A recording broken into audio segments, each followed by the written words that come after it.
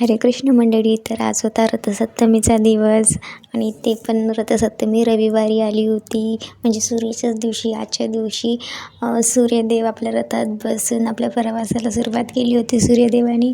तर आज सकाळीच उठून सकाळी लवकर आंघोळ वगैरे करून सूर्यदेवाला अर्घ्य वगैरे दिला आणि छान पूजा वगैरे केली. सूर्यदेवाची पूजा केली आणि मस्त छान रथाची रांगोळी टाकली.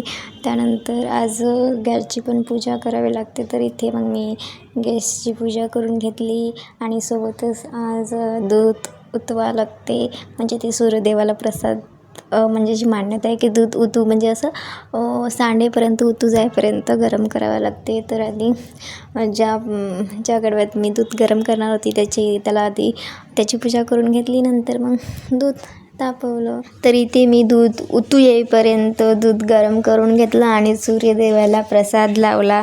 तर अशी गेली माझी रथसप्तमीची सकाळ. धन्यवाद.